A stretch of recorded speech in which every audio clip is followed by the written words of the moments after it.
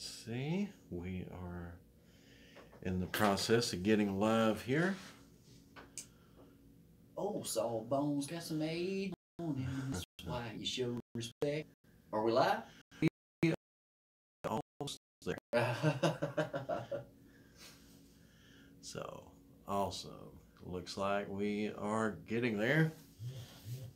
Live here. Okay. So, awesome. All right, so I believe we are pretty well live now. So, hello everyone, and welcome to the show. We didn't get to have a show last week, so we missed everyone. But you know, things happen. We The Crud caught the team. It did. C.A.S.P.I.R Paranormal team. The Crud has caught me. It caught over hold of Frank. My poor wife. She is still dealing with it. So had a little bit of sickness run through us. Sorry about that for last week. I had jury duty, Right. and I believe I brought it from that. I believe I'm the one that is the cause of all this sickness going around. But you know how it is when you start mingling with the public. You know, there's two things that happen. Either you're gonna catch a cold, or you're gonna catch an attitude. Or catch a cold attitude. Yeah, hey, there you go. I know. So sometimes it doesn't do great. You shouldn't mingle with the public too much. Well, see, your illness might have came from jury duty. I know where mine came from. Yeah, it came from up here. Yeah. No, see. If you remember last week or the last show that we did, that was the show where, of course, you know, me and Donald had the bet going on the Alabama-Auburn Yes, game. I remember that. That was an awesome episode. Awesome episode. My therapist is trying to help me forget. If you remember, the bet was the whoever's team lost had to dress up as a cheerleader for the team that won. So I did our last show dressed as an Auburn cheerleader, and it was great. If you saw it, I'm sorry. Wonderful. I apologize for C.A.S.P.I.R Paranormal Team Control Chaos Live cannot be held liable for any damages or injuries incurred from watching. Yes, if we start dividing your house between Auburn and Alabama, we apologize. It is not our fault. We do not take sole responsibility for it. Right, we no responsibility there. All hate mail, please be sent to frankly@gmail.com. But see, I know why I came down sick. That is because, see, I was in contact with all of that Auburn gear for a solid hour.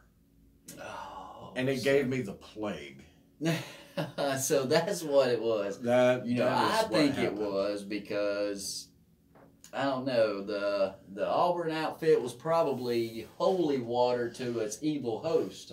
So I think that's what it was. That's what made you sick, was the devil inside of you wearing the godly outfit. It was pretty rough. But because literally that night after the show, during the show, I was starting to feel a little ill. If you saw the show, you probably noticed I was a little quieter than I normally am. And, you know, at first, I knew I wasn't feeling right, but I thought it was probably because of what I was wearing, just kind of killing any last shred of dignity that I had. I thought that was what it was just my soul dying. It could have been. But it was the plague. Because I was sick for several days afterwards. So, it was rough. It was rough. But hey, we're glad we're over it. We're glad we're back tonight to bring to y'all another good episode. We're going to be talking about our DVR systems tonight. When's a good time? Excuse me. When's a good time to use the DVR over handheld cameras? We're going to be talking about placement. Where is a good place to place the cameras so you're not canceling each other out, blinding each other, the other cameras that you have set up. And yes, the answer to a lot of people's question is yes, there are way too many cameras sometimes. Yes.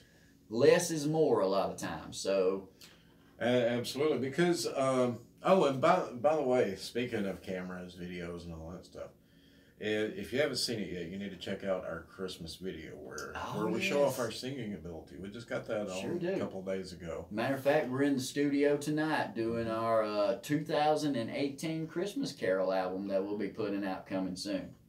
Avoid it like the plague.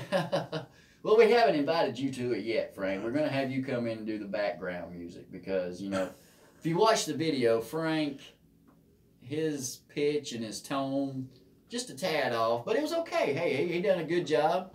But really, seriously, in all seriousness, though, the video was funny. We had a good time doing it.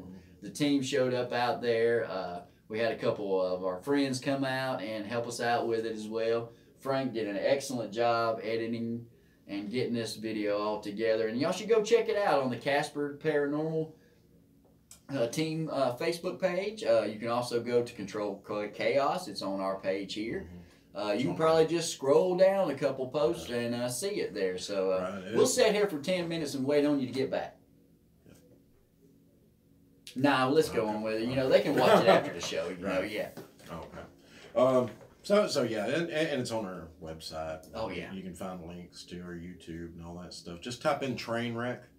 C.A.S.P.I.R, C.A.S.P.I.R. So yeah. Anyway, now we're going to be talking about cameras, equipment, audio. Basically the stuff you need on an investigation, how to set it up the correct way. Donald made a very good point earlier. I don't admit that very often, but he did. See what I have to deal with? See? That he and he was saying sometimes less is more, and that really is the case.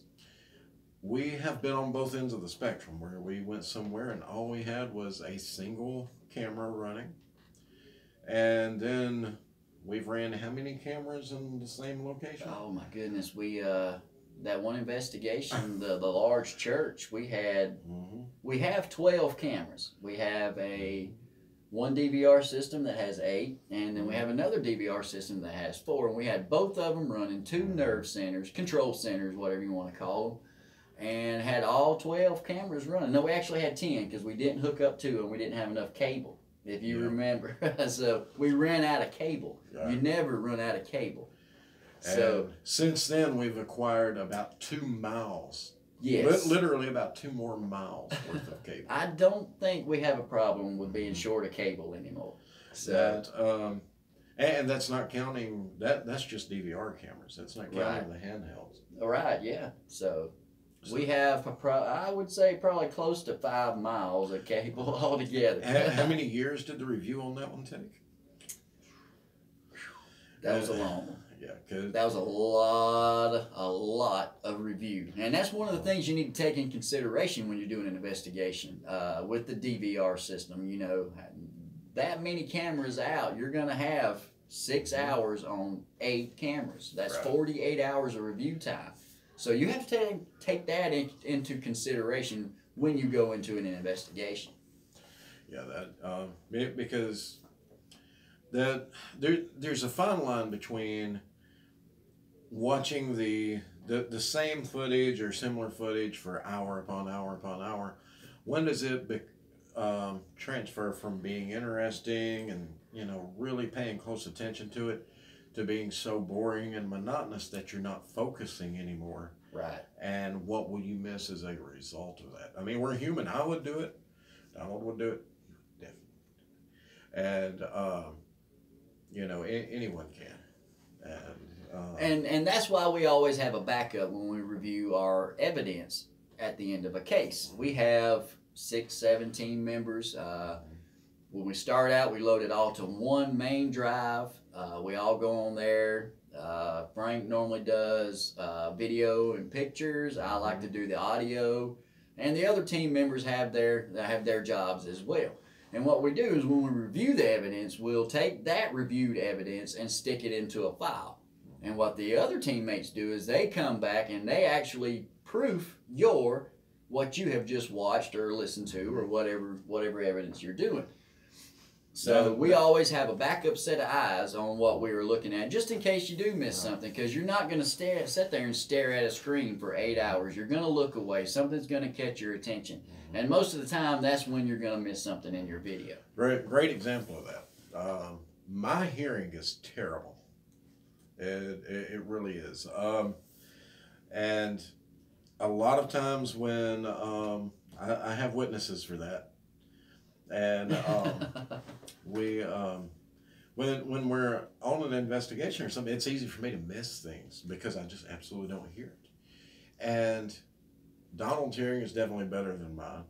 So I have selective hearing. I hope my wife's not listening, but I have selective hearing. I hear what I want to. So when we're when we go through the review, I might be paying more attention. Like Donald mentioned, I do a lot of the video. So I might miss, say, an EVP that's recorded on the on our video footage. Right. Yeah. Because I'm focused on the audio and my hearing sucks. Right. So when I send that and then you go in behind me and watch the same thing, what are you going to hear that I'm able to that I missed? Or the opposite, with my hearing being so bad, a lot of what I hear sounds muffled. Right, yeah. So what if I hear something that might sound like an EVP or might be questionable?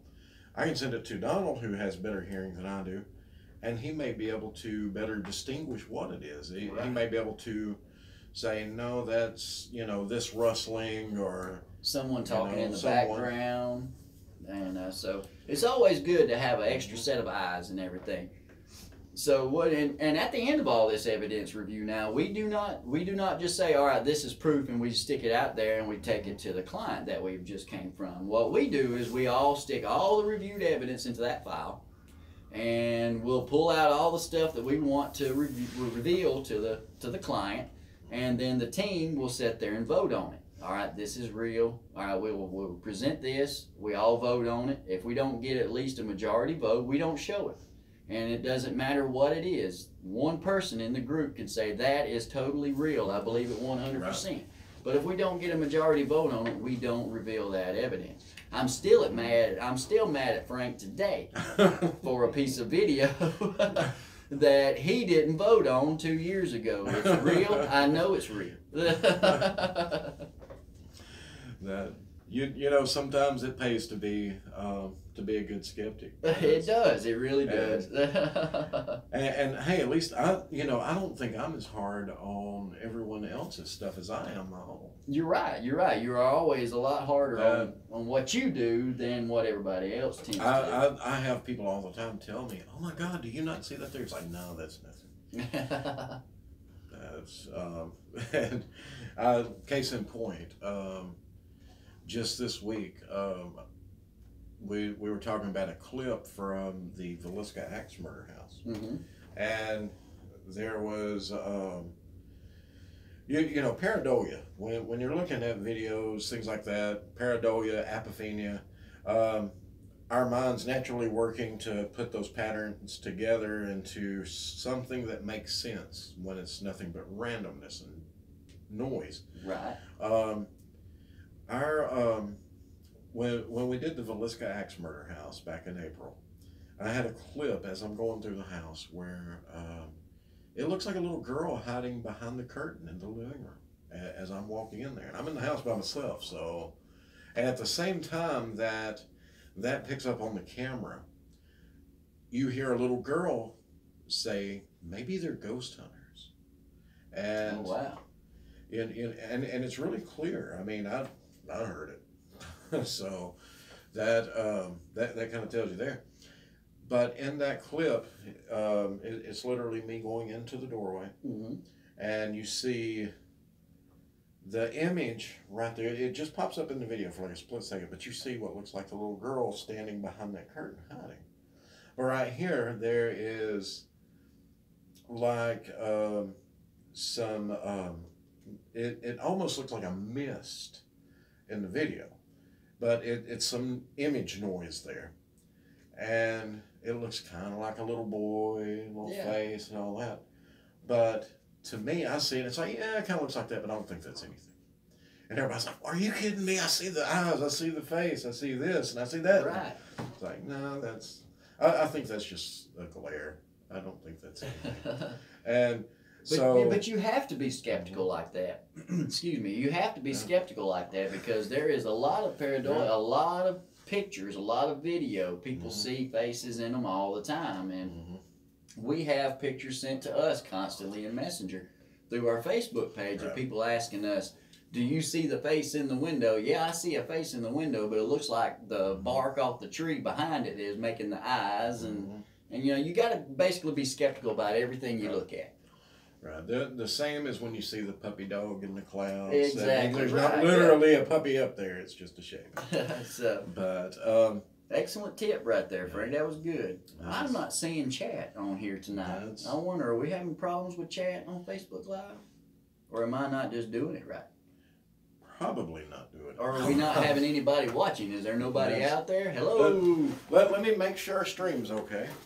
Because we were having a few issues earlier. Okay, no, we are getting some. Okay. So well, maybe we just got a quiet crowd tonight. No, there are some remarks there. So. There is chat. There is chat, so it must be my phone. Let me reboot my phone, everyone. This is how I'm able to communicate with you guys and see everything that's going on. So give me just see what I got to work with here. So there it is. I found it. Okay. I had the wrong button mashed. He was right. See. It was me. You see what I got to work with here? I need a raise.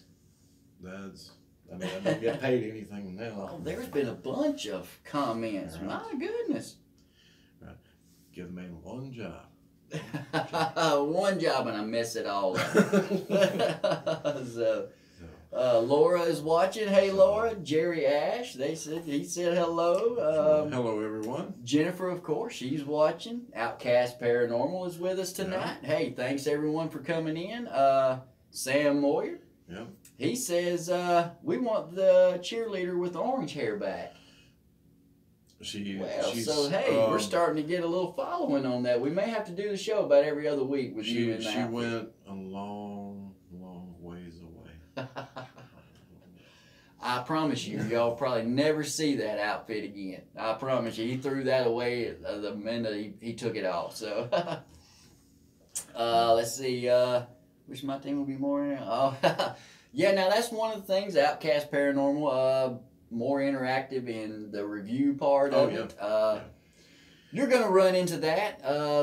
We've had a couple members on the team, and everyone has a busy schedule, and you can't expect everyone to stop their everyday life to come and review evidence because you're tired, you've worked all day, you've been out 10, 12 hours, you don't feel like sitting there listening to 6 hours of audio.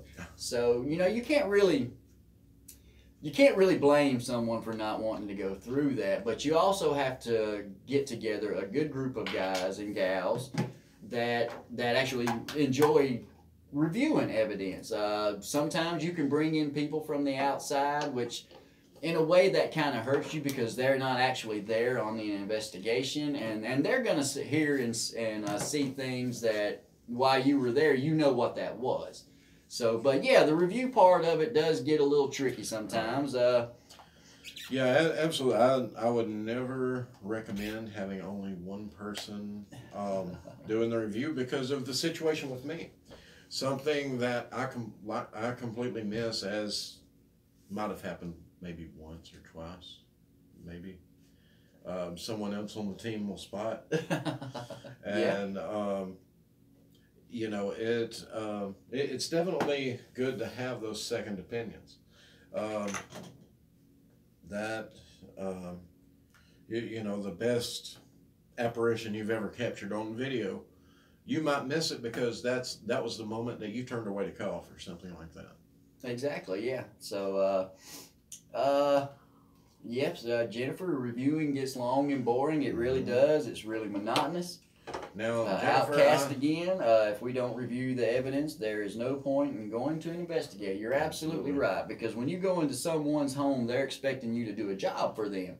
No matter what it is, if you're just there to observe, or whether you're there doing a full-on investigation, you need to get those people something back, some kind of answer, some kind of evidence. Even if you don't capture anything, you still tell them, hey, guys, we didn't do anything that night. We were more than welcome, or, we would love to come back and do another one. But you're not always going to capture something. And you're not always going to have every team member participate in your review part of it. Because everybody has their everyday life. We do this as a hobby. We do this on the weekend or one night a week or whatever. So it takes a lot of ambition. It takes a lot of energy to do this. So the investigation part is fun and all that, but the work comes after that. Oh, yeah. So, and something I want to throw out while we're talking about what you find and your review. There are many times you may go to a place and walk away with nothing. You might not capture a single EVP. You might not capture any kind of apparition. Nothing. And you have to remember, though, that does not automatically mean a place is not haunted. Right. I have been, one night, this was in 2015. Laura and I we went investigating with a friend at an abandoned sanatorium, and we had the entire place. Just the first night, it was 3 of us. There was a storm just before. The activity was, it was pretty ramped up. We were getting bangs on the wall, and things were being moved, and shadows and voices, and a lot of activity there. It was, a lot of it was disembodied. Going back through the video, there were things that we found where, like the investigator that joined us, he at one point he was standing at one part, and you see what looks like a woman just walk right up on the other side of a little glass of where this section was cordoned off to a section where inmates were kept. Yeah. They and it looks like she just walked right up to him. And it just gave me chills just thinking about that. Right, because he's standing there completely oblivious. Yeah. But the very next night, we went out the same place, the same time. Now, that first night afterward, the guy that joined us, he had gotten sick, had to go home early. So the second night, it was just Laura and I in there. So here it is, this huge 7-story sanatorium. We have the place to ourselves. I mean, this place is literally like 7 stories tall, nearly 550 feet long. Wow, big building. And yeah, it's massive. We didn't hardly get anything. It was very, very quiet. We heard just a couple of little things the entire night. Wow. And so if you go by that, if we had just went that first night, we might have said, yeah, this place isn't haunted. Okay, our producer just handed us a piece of paper here. It's saying, yes, reviewing is boring, but when you find something, it's awesome. She must have made a comment on the chat, and I didn't see it because she said it too. Right. It actually does it, but it really makes it worth going through all the evidence when you do find something. So it really is rewarding. Right. Thanks, Jennifer. Thanks, producer Jennifer, for bringing that point up. We have a couple other people in the chat room with us here. We got Becky Jones Struthers with us. Hello, Becky. Thanks for watching. Ken Jackson, one of my retired co-workers, is watching with us tonight. Ken, we miss you out there. Of course, still Outcast Paranormal still with us. Right. Jennifer, everybody's still watching us. So I guess what we come on here to do was talk about DVR systems. How did we get all the way over here on review and evidence? You know us. You know how we get when we start to talk, and we'll go on a rant. We are 2 ADD kids. We are. Squirrel. So I guess what I can do real quick is just show you one of our systems that we use. What we have right here, this is the QC The slide some of this. QT504 DVR system. This is a 4-channel system and 1080p, which is a really good picture quality. It's got 500 gigabyte hard drive in it.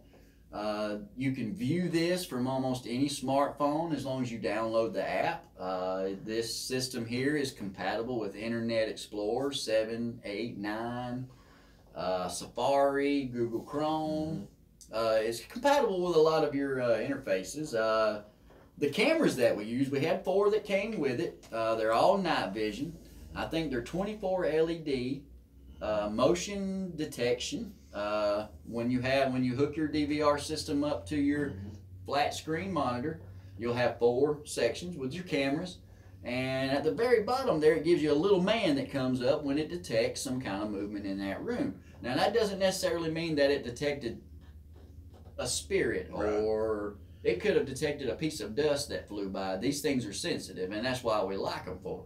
But it does give you a base, or it does give you a little something to look at, say, if you did turn away from the camera when you're setting that nerve center, and you turn back around, you see the little man down there walking, you're like, oh, something moved, and you can go back and back that up.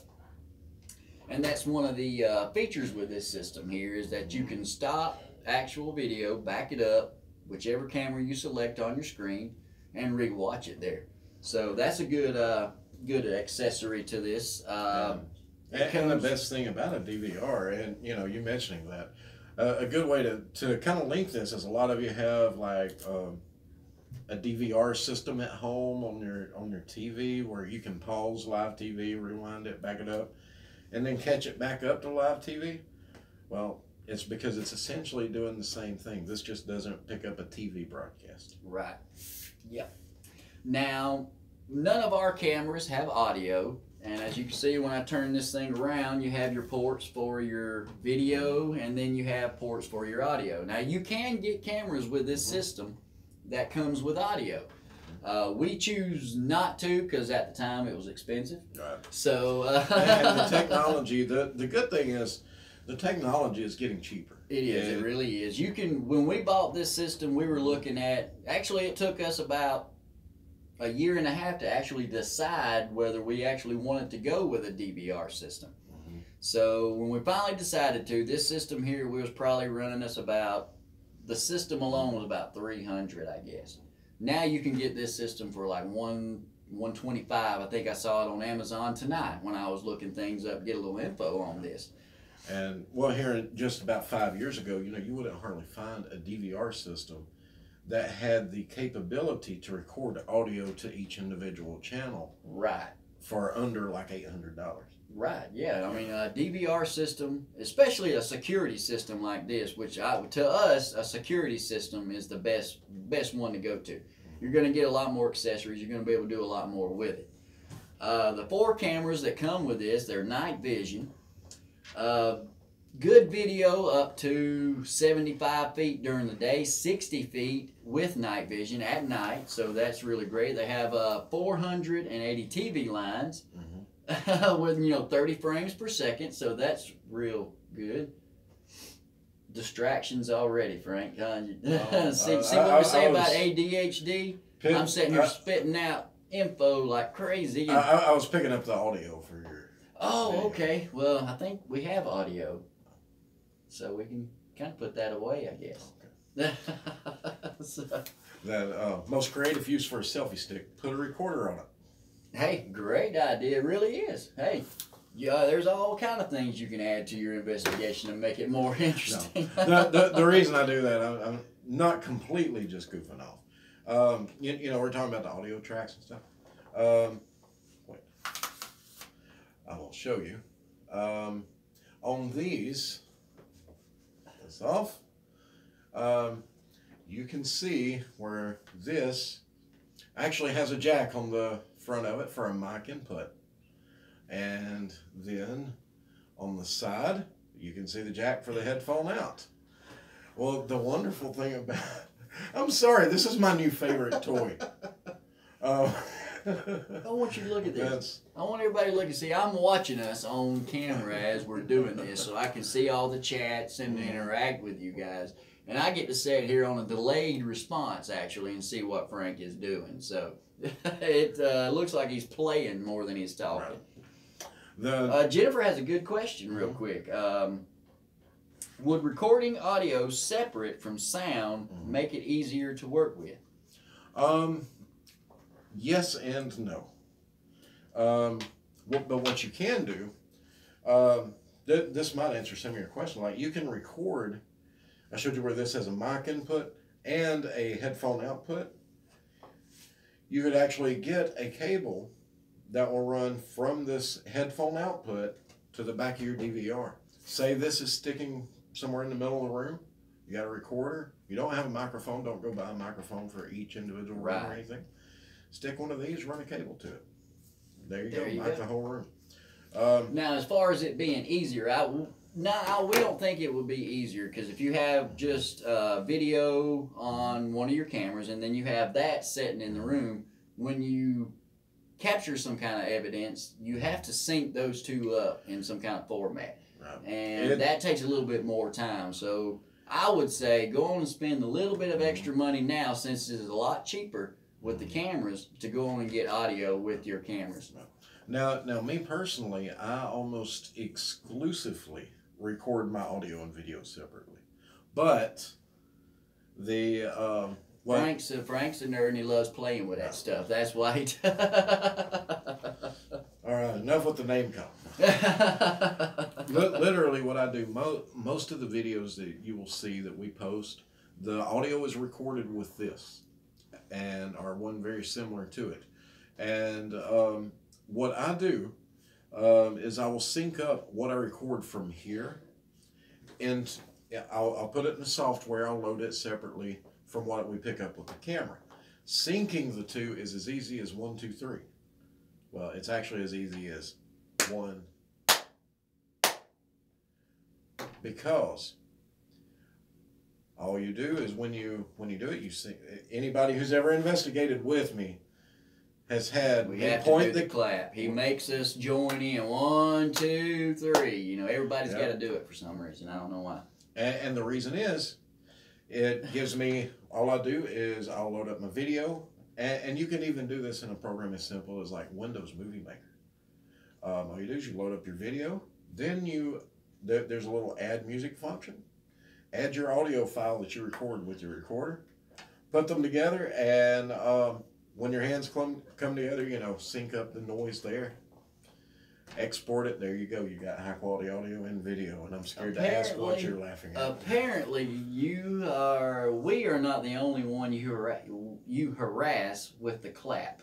Because Outcast Paranormal, which I'm assuming that's Laura. Yes.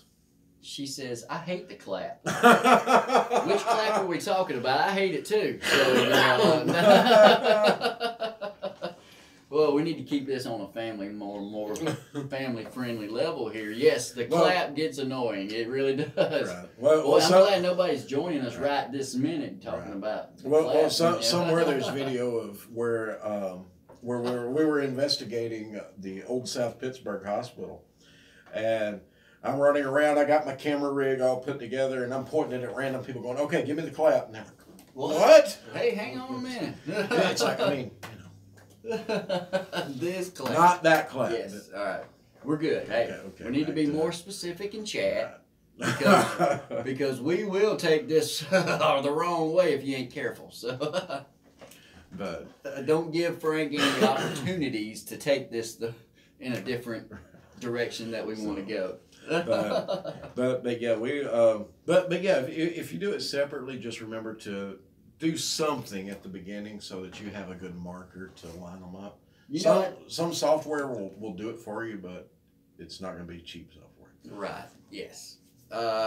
Frank, we actually got a comment on your shirt there. You know, I told you before the show that I was going to pick on you about your shirt, but with the comments, I can't do that because I would they would all look at me like I was mean or something. So Right. they're loving the alien shirt, I guess. Oh yeah, yeah. Guess you got better style than I thought you did. Of course. I mean, now granted, you couldn't guess that I had good style after watching our last episode. I think that was probably the best outfit you've put together.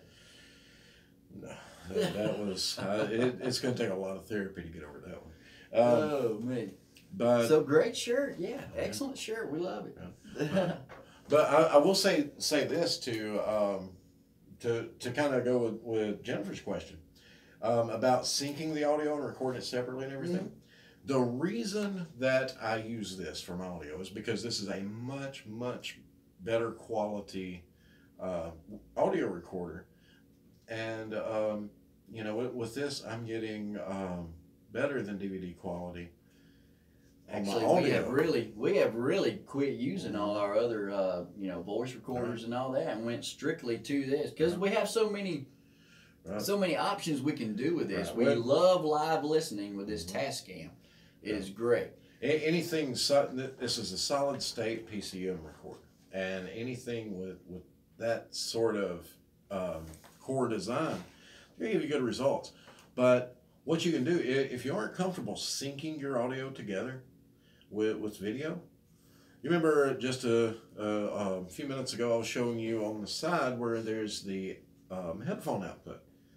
Take a short cable, connect this up if your camcorder has one. If you have a microphone input or an audio input on your camcorder, you just run a cable from this to your camcorder. Make sure your volume levels are set correctly. Test it out first before your investigation. But then you can record your audio with this and pump it directly into your camera and have them sync together when you pull your card out of the camera or when you plug it up. Oh, that's so good. Now tell us a little bit about that. We got a question in chat here. What's the model brand of that recorder, and where can you buy that? This one, I actually, Guitar Center is probably one of the best places to get this. Mm-hmm. I got this one on a sale for I think I gave $79 for it. This is a Tascam DR05. Here, I'll show it to you a little closer. Give him another reason to play with his stick. Right. I tell you. I can't believe I just said that on live TV. But yeah, this one is the DR05. It's a really good one. It has kind of like I was showing you, has your microphone input, your output on the side, USB connection right there. These run between $79 and $99. You can get that Zoom. You can get a Zoom H1. Around the same price range. It's really good. Yeah. Sony has come out with one. I can't remember the name of the newer model it has out. They're a little more expensive than the Tascam. Anything Sony, Emerson, top name brands, you're going to pay a little more for it. But they do the exact same thing this does. This is really in a budget. We would suggest you buy those because the live listening feature on these, I mean, you can buy other recorders with live listening on it, but this has the best audio that we've captured, with our evidence. You get a much clearer, much better, and it's a lot easier format when you transfer it over onto your computer. Speaking of format, I'm so glad you said that. Hey, I know. So many times I have people come to me about which recorder to use. That, it's not as important about brand or whatever, but there is a difference in a voice recorder and an audio recorder. An audio recorder is meant to record the full audible spectrum. It's meant for more music, things like that. Right. It has a much wider range. Yeah, if you're playing a violin in the background, you want to get a sound of the violin as your music comes together. Right, and that's what you want. You want that audio recorder. You don't want a voice recorder.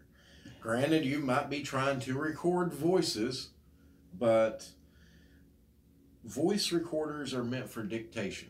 Right.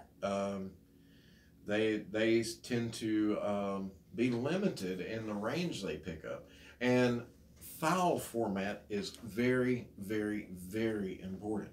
Make sure read the specifications on it, and do not buy it unless you can do a little research and make sure it records to a WAV or WAV file format. If it records to MP3, OGG, AIF, any of those file formats, you don't want it. Right. And we had a lot of problems with that with our older voice recorders or our audio recorders, trying to transfer them from the recorder to your computer or laptop, whatever you're trying to review your evidence on. We would have to actually go change the type of format that it was in to transfer it to the computer, which I would always get annoyed with it and ask my wife to do it. Right. Thank you, sweetie. And the thing of it is, every time you had to change that format, yeah, when you touch it, when you manipulate it, you lose quality. Yes. And WAV format is a lossless audio file. It basically, it's what you hear. It is not compressed to save space. It's none of that. It is what it records is what you got. MP3s are terrible for EVPs because MP3 was never designed for audio recording.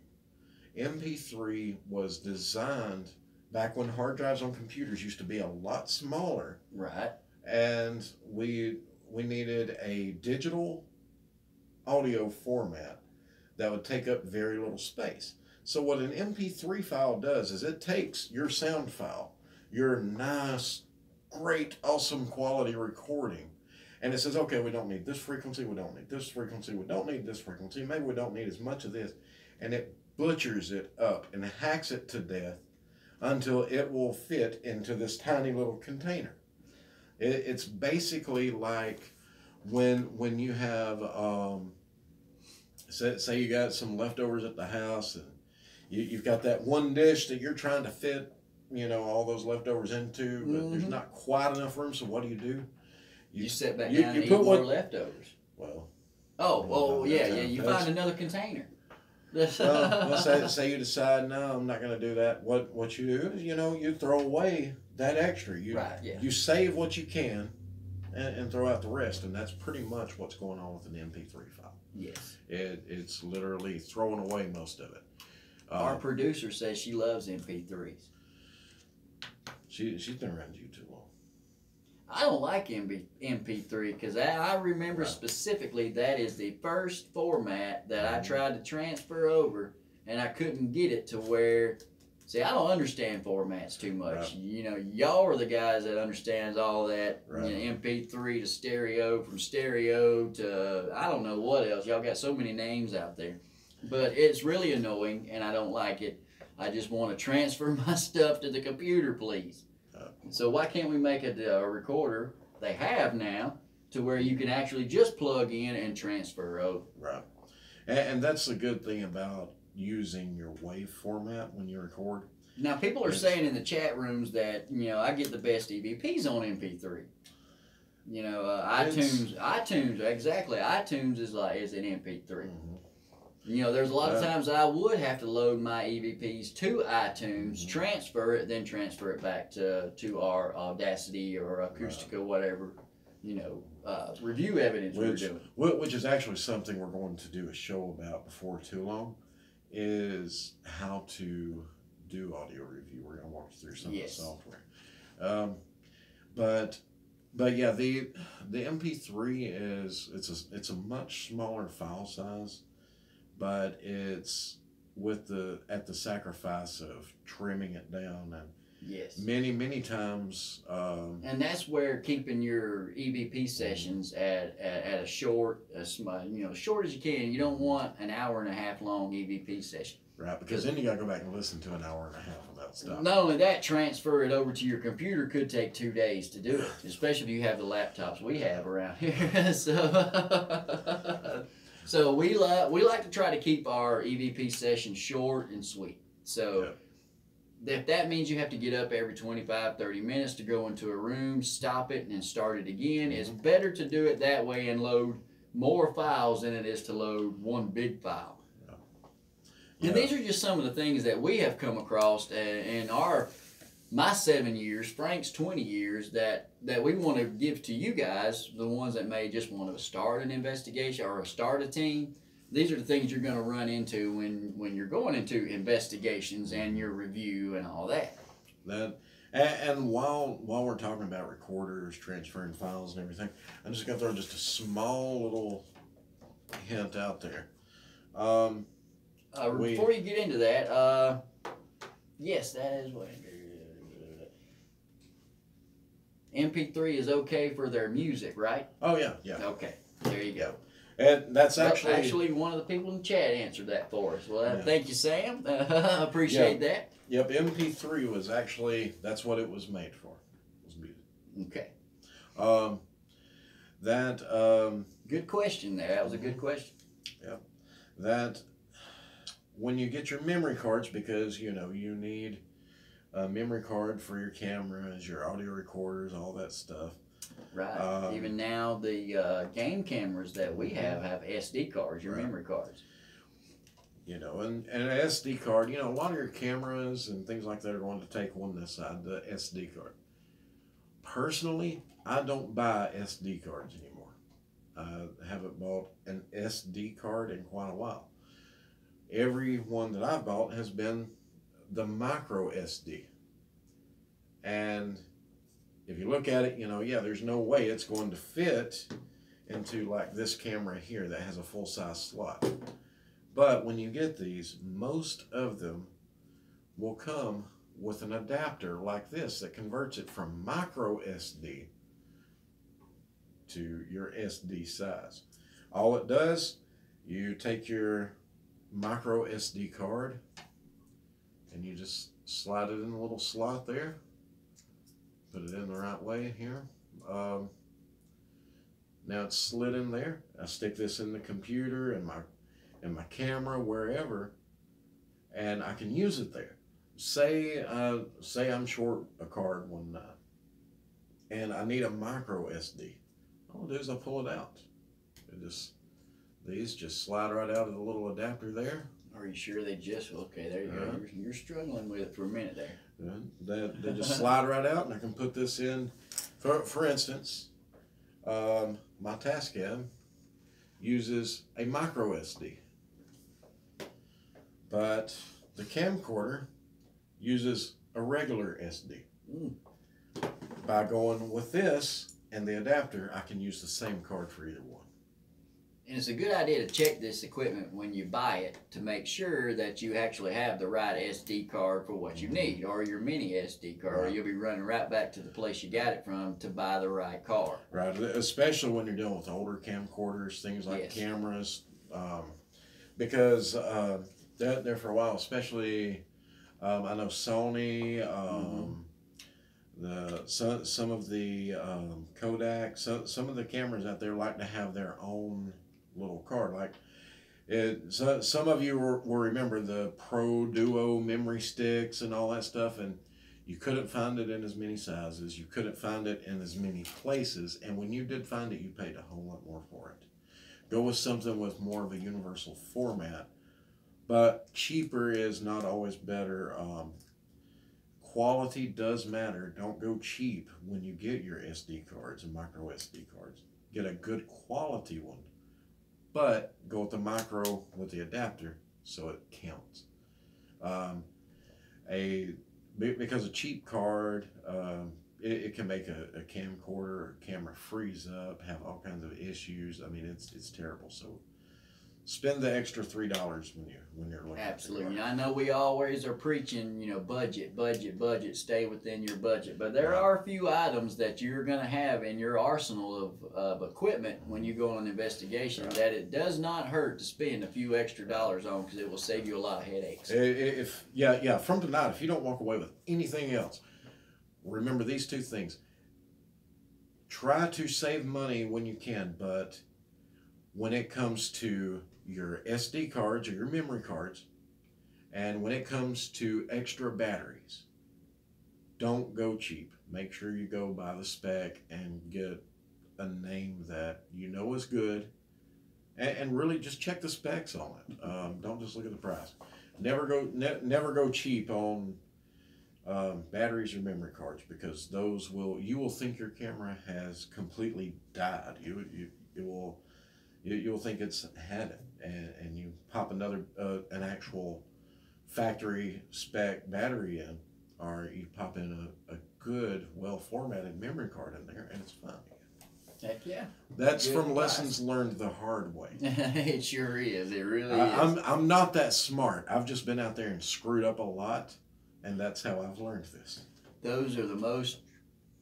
Those are not lies. He is not lying. He's not very smart, and he. You don't have to. I know we tend to disagree on a lot, but sometimes you don't have to try to. Well, if you'd have voted for my video 2 years ago that I wanted to present to this client, we'd be all right. I'm right telling now. you, it was freaking dust.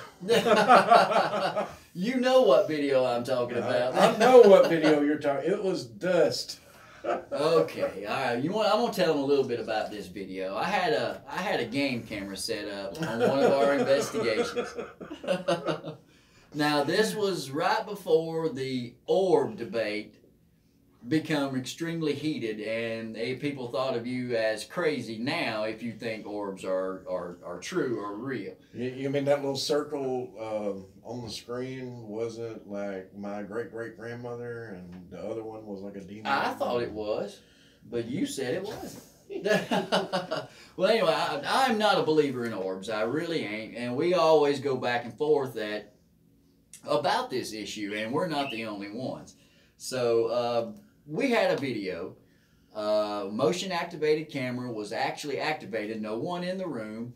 And when the camera came on and started recording, you saw this anomaly. I'm gonna call it a glowing ball from about 15 feet away from the camera, and it comes straight at the camera. And to me, it had its own shape. It had its own pattern.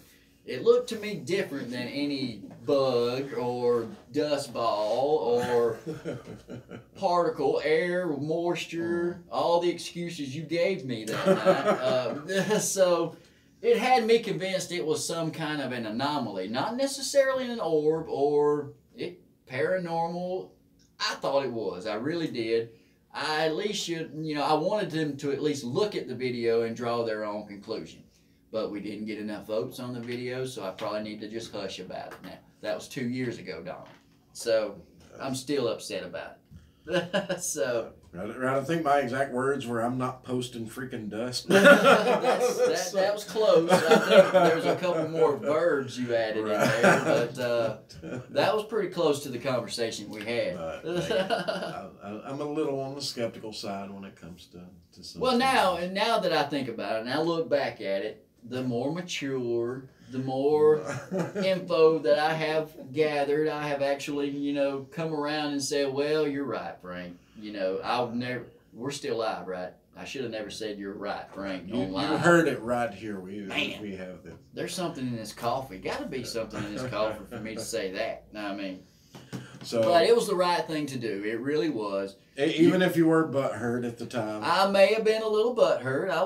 I did. I sat around all afternoon, that time in the meetings and everything with that old sour look on my face, like just somebody just passed gas in the room that I was just in. Sitting there like that all the time. But I got over it. We're okay now. Right. So.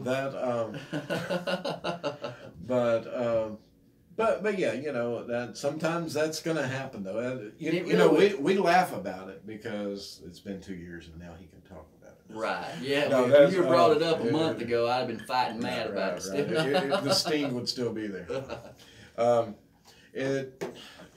That's gonna happen. Sometimes you're gonna find something, you're gonna be convinced, and somebody else is gonna point at it and go, "No, that's not real. That's not," and it's gonna hurt your feelings. And don't dwell on it for 2 years, and let it really get to you. I mean, just take it as an opportunity to reevaluate what you're looking at. And just try to take that criticism constructively, even if somebody. Here we are with the constructive criticism speech again. It was crap. No, I'm not that bad. Oh man. But But It is yeah, really good, though. It really is good to have everybody on the team, sit down and talk about what you want to present to your client, because that's who this is all about. It's something to help them, to show them that what they're actually living with, So you actually want to present some good, truthful evidence and not try to steer them in the wrong direction. Right. And in all fairness, I'm far from having a perfect record over here. No. That I know Not this is shocking. It is. But wow, I can't believe you admitted that tonight. We're just open book tonight on Facebook Live, aren't we? What's in this coffee? I know Jennifer made it. Our producer made the coffee, and she must put some truth serum or something in there. I don't know. It's good. It's great coffee. Yeah. I know it's. But the thing to keep in mind is, like even me, I've been doing this for longer than I really want to admit, and I remember when a lot of people have camcorders that take the old high 8 tapes or the VHS tapes for nostalgia. Maybe they like the picture on them a little bit or something like that. When I had sentimental value, a lot of people like to hold on to equipment because they've come sentimental to them. Well, when I had them, it was the only thing on the market, and so it's been a while that I've been doing this, and there's been several times, like just a couple years ago, there was a shadow figure that when I first looked at it, it's like, yeah, that's definitely a shadow. And someone else went behind me and watched it, and then they saw where it wasn't a shadow figure. It was a light moving in the background, causing a shadow to move. So that probably on the angle that you were watching, right. from the camera that you were watching, you couldn't actually see the actual movement of it come across. Right, and the angle in the camera, it looked awesome. It was a shadow figure. Until it was pointed out to me, and got and you to hate see it, and you hate it when you get your bubble busted that. So that hurt because it looked so awesome. I know it's really, you think you captured painful. A great. I was butthurt. I won't lie, but the thing of it is, like in particular on that, it helped me in the future be more mindful of that. Right, yeah. Make you look a little bit more deeper into what you're looking at and then drawing a quick conclusion on it. Yeah, absolutely. So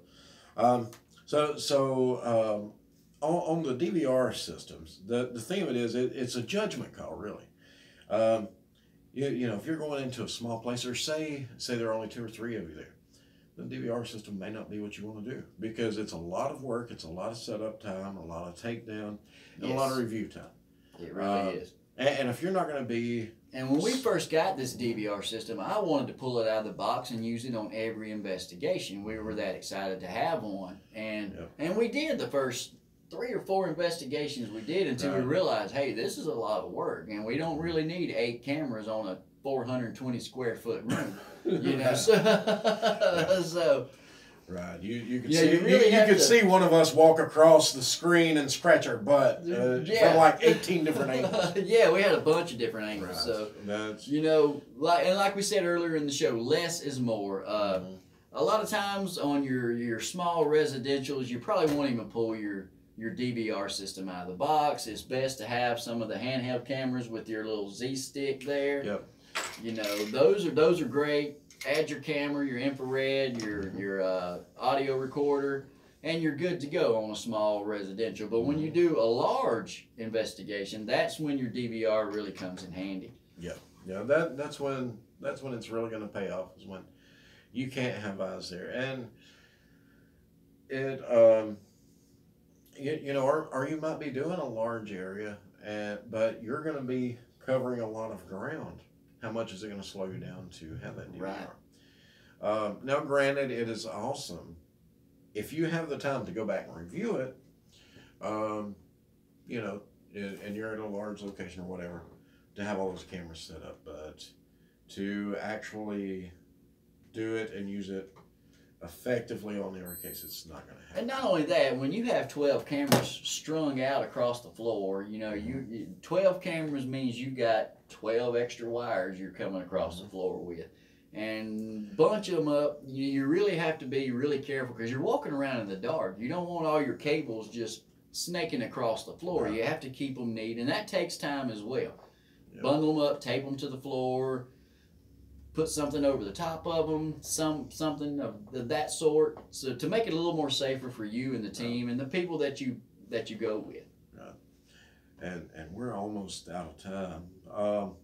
So in the couple minutes we have left, what I'll do is I'll do a quick rundown. Okay. And you know, basically, if you're doing, say, a small house, or say you're going to be walking around a lot, maybe you're in an outdoor location, this really don't recommend it. You got a couple different options.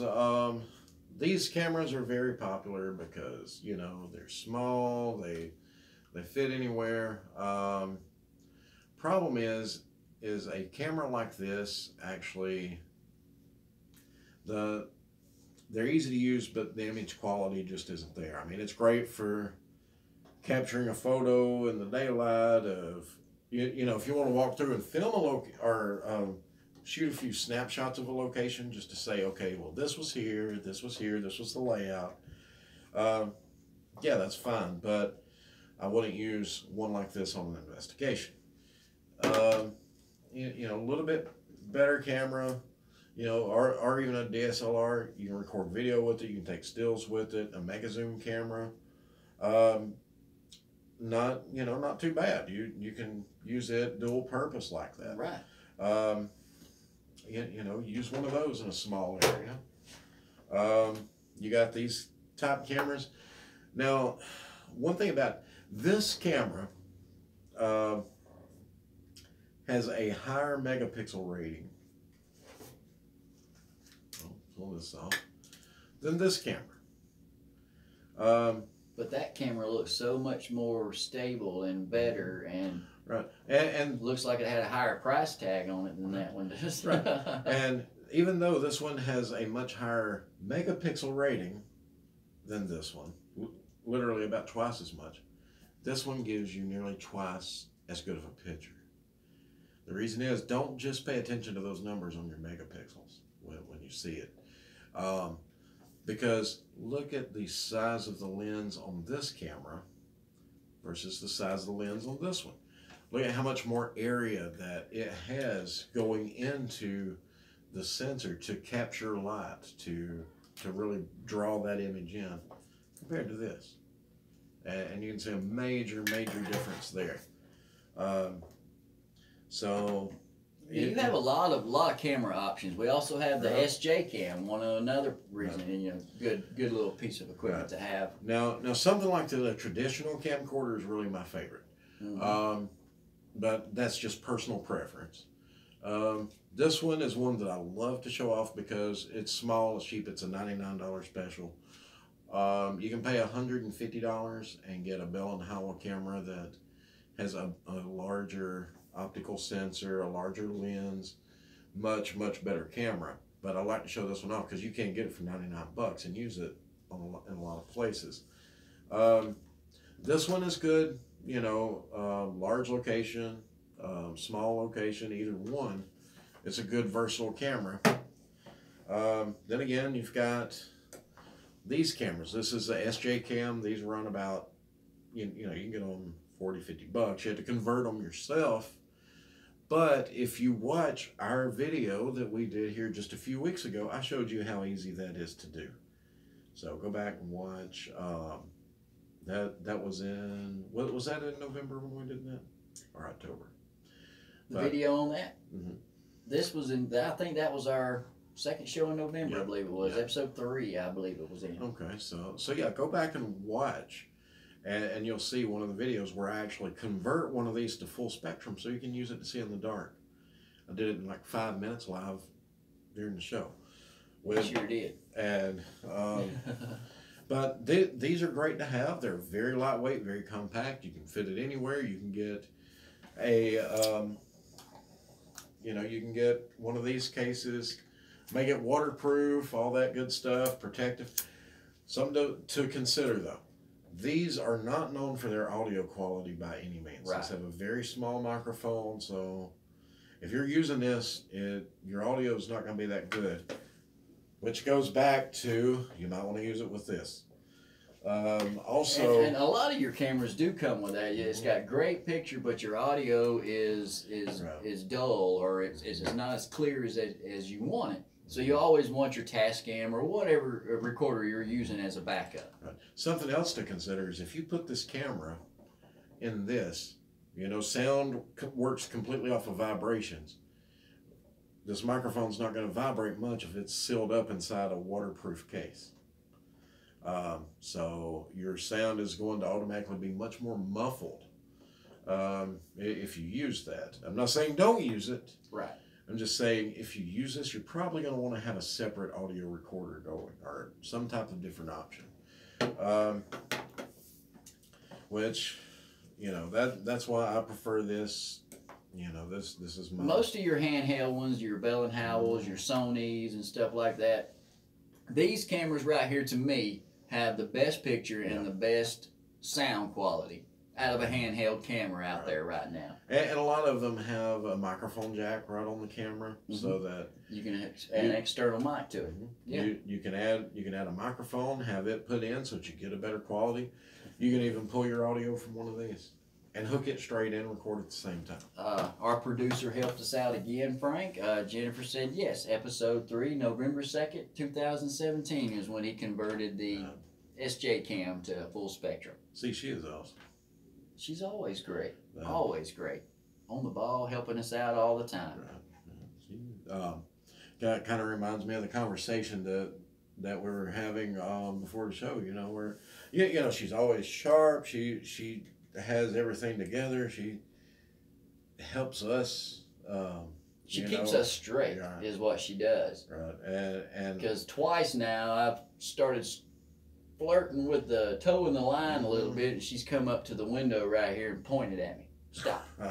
So she's here to keep us on a straight and narrow right now. Right. So yeah, how he tricked her, I don't know that. We were laughing earlier, and it came up. I was talking about how having to put up with him, and I said, "You married him on purpose." I really snuck it in there. In between naps, she wasn't quite awake yet, so but hey, we're close to it. We have run over. We could probably sit here and talk another hour, but So something real quick, I'm gonna show everyone while we have all this going. Make sure your illuminator fits the size of the location. Exactly. And if you've watched my video that I did on the C.A.S.P.I.R Facebook page, if you haven't checked out that page, go check it out. Facebook.com/C.A.S.P.I.R.paranormal. C.A.S.P.I.R. Yes. Which you already knew that. Right. But there's actually a video where I build a camera rig using this, one of these, this camcorder, and everything else for under $200. Really good video. A lot of great tips in there to help you out. Right. But if you saw that video, you saw the giant floodlight that I used, which is great in a large location, great for outdoors, illuminates everything. If I'm in a house, it's too big. It's going to wash everything out. You're not going to be able to see anything. It's going to be nothing but glare, and it's just going to look terrible video of you having to sit there and watch 4 hours of an overly lit room. Right. So make sure you get, and don't overspend on an illuminator. I cover that in that video that I was mentioning. Sure did. Yeah. And I even put some links to where you can buy the stuff that I did. But this is a $12 illuminator. Use this in a smaller location, and it's going to light it up without washing out your image. And you might be somewhere where you don't need LEDs as bright as this. Right. Yeah. So you can go with one of those with the small LEDs. Those are like $8, $10. So just make sure that your that everything matches up. A couple things real quick, Frank. J.S. Robinson says hello. Hey, J.S., thanks for joining us. Sam Moyer, Sam and Sarah. Sarah wants a recommendation on the best EMF detector. It's funny that you mentioned that. Well, my George, he already had it set I down knew here. you were going to ask. It's this one right here.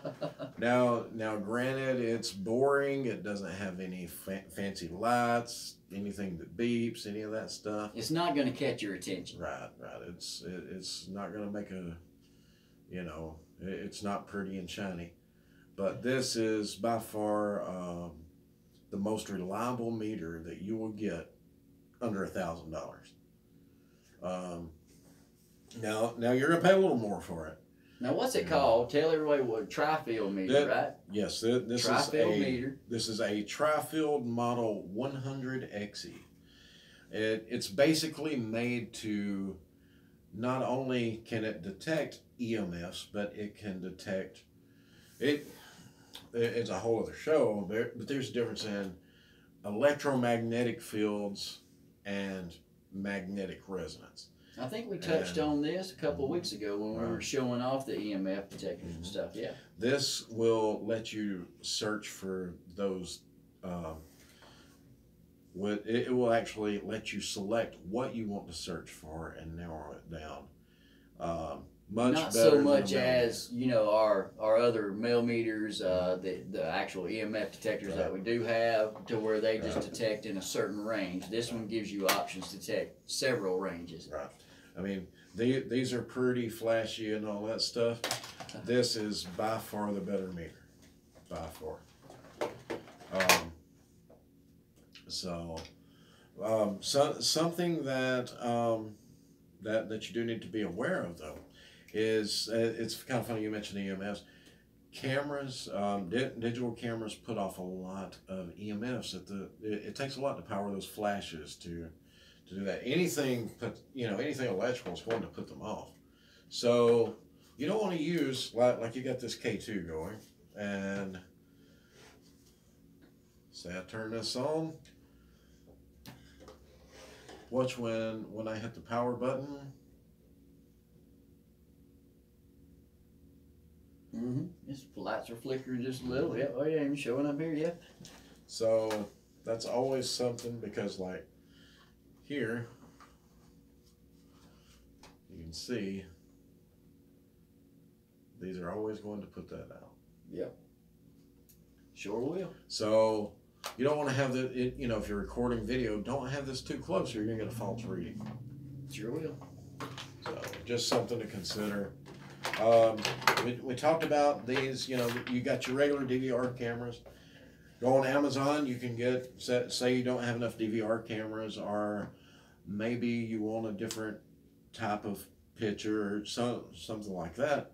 You can get an adapter to connect regular camcorder like this to your DVR system and use it as an auxiliary camera. Yep. You can do all sorts of things. If you're recording video, you can get a capture card. These are like $20. That lets you plug this straight into your computer and record video from your camcorder.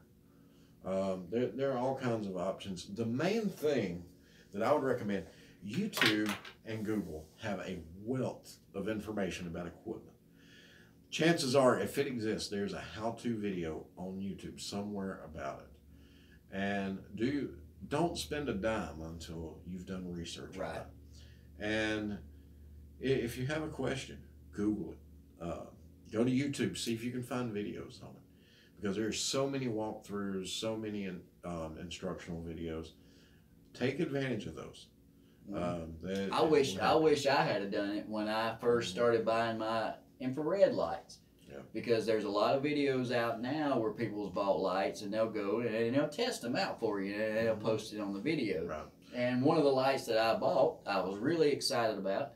Thought it was going to be the best light in the world. Got it there and wouldn't even light up a small bathroom. No. And if I'd have seen the videos of this before I bought it, I wouldn't have spent the $70. Right. And I would have got a lot better light for my $70 instead of the little small that I thought was going to be excellent. But it turned out that it wasn't. Well, and in that video that we that I did where I build the camera rig. The videos on the C.A.S.P.I.R Facebook page, because I actually went on Facebook Live to do it. If you look at that video, you actually see me talking about that, about, okay, this illuminator, if you go buy this is $80. Here's how to do it for less than 20. Yes. So be sure and look, because I'm not the only person that's made a video like that by any means. There are so many of them out there that will save you money, time, and headache. So take advantage of those. But on that note, we are like way over. My goodness, we are, yeah. So we are going to get off of here, and we appreciate all of these patient people for putting up with us. I know, yeah. I mean, it's they're gluttons. It's hard to put up with you for an hour, and I have to come over here 2 hours in advance and help you set up. So that's 3 hours I've already been with him, and I try not to go over an hour and a half a week because, well, we're not going to get into that right now. We're way past due. So right, that, well, I'm just gonna say that we're some people are more pleasant than others to deal with. So some people are a little more challenging. So on that note, we appreciate everyone tuning in tonight. Hope you learned something. Have any questions, post them. Absolutely, yeah. And if you have anything that you'd like to see us cover, let us know. We'll do it. Great, yeah. If you would like to, us to do another show on cheap equipment, hey, we'll be more than happy to come back and do another one on that. Whatever you'd like to see, just post in the comments down there. We will see them. It may be a little later tonight, but we will see them, and we will definitely talk about it. We will get together and we'll do a show on what you would like to see. So. On that note, I hope everyone has a great week. We will see you all next week, and we appreciate you watching. Thank y'all, everyone. Have a good night. All right, Frank. Let's hit the button here. Get this over with. Let's see. Where's that button? Surely you don't have to look again. As many times I can't get this right. Let's see. Where's it at? There. Well, at least it's not your face this time in front of it, so that's great. What? Well, wait, is it? Of course, yeah. All right, here we go.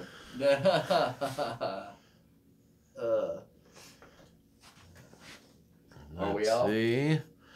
No, I'm not done yet. Why does it take so long? All right, we are off Facebook Live. I don't know about YouTube. I hope. I don't know about it either. Pretty decent show there, Frank. Let's see. What are you doing? You got that look on your face. Are you trying to pull a prank on me about something? Are we actually still live? And we are. You're just actually poking at buttons thinking we're not? I got a new phone. I can't figure out how to work it now. Oh, so we might be live the whole night then. We're just going to be live from now on or until the battery dies. There you go. Hey, that works for me. I'll say it right here.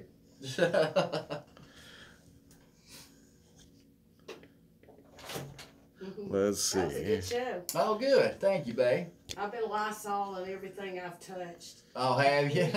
I know. I'm sorry. Try to make sure nobody gets sick.